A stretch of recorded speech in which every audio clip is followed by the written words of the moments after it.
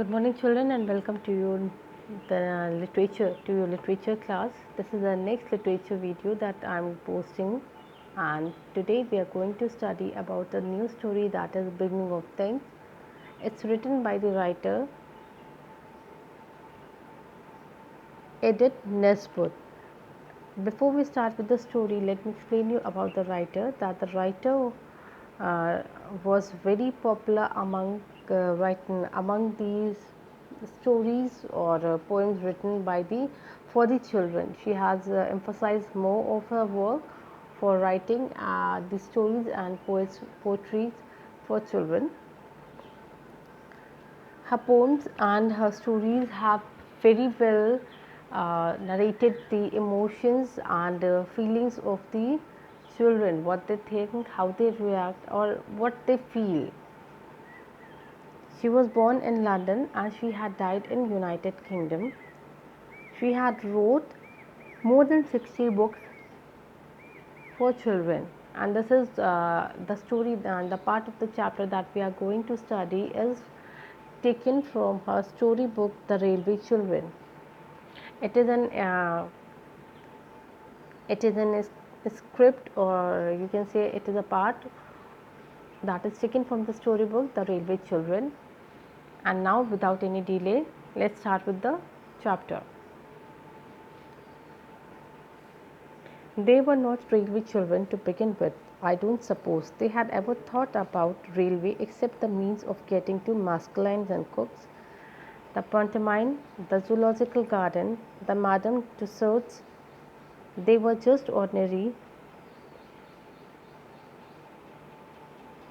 suburban children and lived with their father and mother in an ordinary red brick fronted villa with colored glasses in the front door, a tiled passage that was called a hall, a bathroom with hot and cold water, electric bills, French window, and a good deal of white paint, and every modern convenience as the house agent says. So here in the first paragraph, the writer is narrating, she is telling you the things that belong to this place. She is describing you a very little bit also of the house where these three little children used to stay. The story is about the three little children who used to stay with their parents in a beautiful house, how happy they were and how things changed in their life. And finally, how they were able to cope with the problem. So you can here see that writer has told that they were not the railway children, means they had never heard about things related to the railways. They were not a frequent visitor of frequent. They were not frequent visitor. They were not always having the opportunity to visit to have the ride on the train. So they were not the railway children. They had never, yeah. With the line, I do not suppose they had ever thought about railway except this means that they had never been or taken the ride to of a train leaving for the place, means they have only visited to these places, that is Maskelyne and Cook, the pantomime, the zoological garden, the Madame Tussauds. So these are the only places where these children have visited. Other than this, they haven't taken the ride of the train.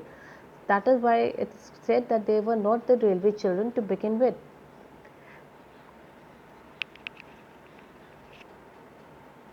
They were just ordinary suburban children. Suburban children here means that they were the outskirts of the city. They were normal. They were just normal children who lived in the outskirts of the city, and they lived with their father and mother. And the house was a house described. The house is described as a red brick fronted villa. It is a beautiful red brick fronted villa with colored glasses in the front door. In earlier times, they used to people used to have colored glasses, so they were having colored glasses in the front door. Then there was a tiled passage that was called hall, and a bathroom with hot and cold water.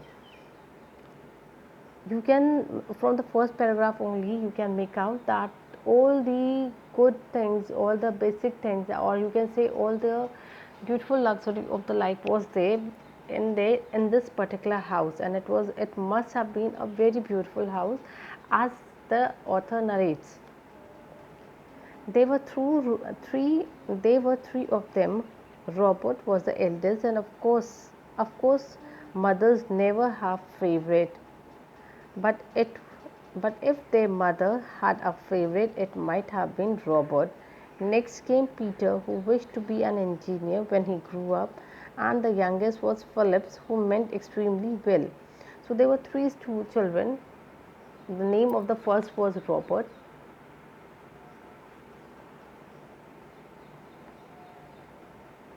Now here it says, of course, mother never have favorites, but if they had, if if their mother had a favorite, it might be Robert. By this line, the author likes to tell you, by these lines, the author wants to tell you that the mother never have a favorite, means mothers do not distinguish between their children. For a mother, her all children are the same. She will love, she will take care, she will be similar to all the children of the house. So you cannot say that this one, whenever we are having a fight, we always say, na, yeah, this one is your favorite. You would like to take favor for this one, as this one is your favorite. But in this case, the writers clarifies this, that no, there was no one as a favorite child for the mother. But yes, if she had an option, or if this was possible for her, the mother, to have a favorite child, then it would be Robert only. The next was the Peter, and next, sorry, no, the next one was Peter, who had aimed to be an engineer after he finished up with his studies. And the youngest was the Philip, not was the sorry, the youngest was Phillips, who was very nice and very kind and well. Mother was almost always there, ready to play with the children and read to them and help to them their lessons, home lessons. Besides this, she used to write stories for them while they were at school and read them aloud after tea. And she always made up funny pieces of poetry for their birthday and for other occasions, such as the Christianity of the new kittens, or the refreshing of the dollhouse, or the time when they were getting over mumps. So, in the last paragraph of this first page, the narrator wants to tell you about the mother, and here we can conclude that the mother was very kind lady. Her life, the life of all the mothers revolve around the children only, on the kids only. In the same way, this lady, she was very much dedicated toward her kids. She used to take care of each and everything what they do.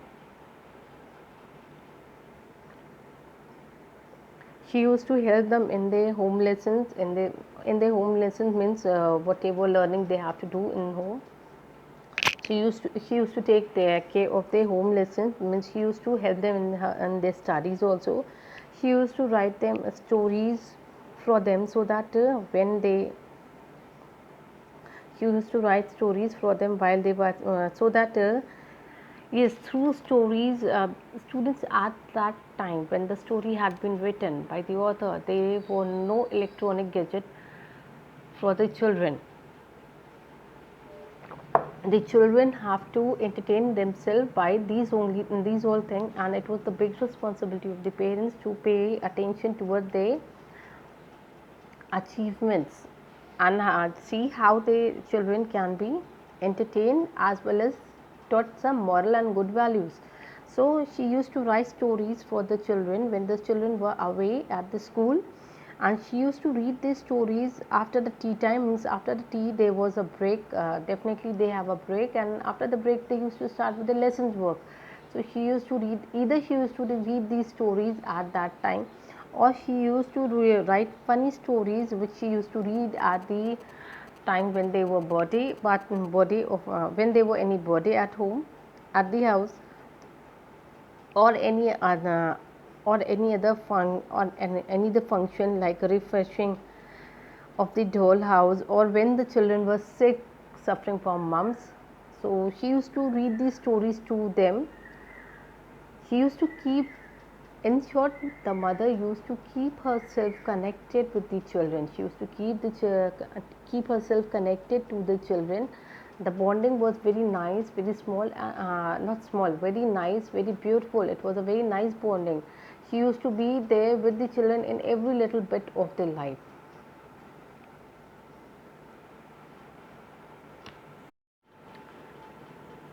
These three, these three lucky children had everything they needed. Yes, now you can see it has clearly mentioned they had, and the children had everything that they needed: pretty clothes, good fiber, and a lovely nursery with a heap of toys. They had a kind of, they were kind and merry. They had a kind and merry nursemaids, a dog who was called James, and who was their very own. They also had a father who was just perfect, never cross, never unjust, and was always ready for game. At least if at any time he was not ready, he had an excellent reason for it.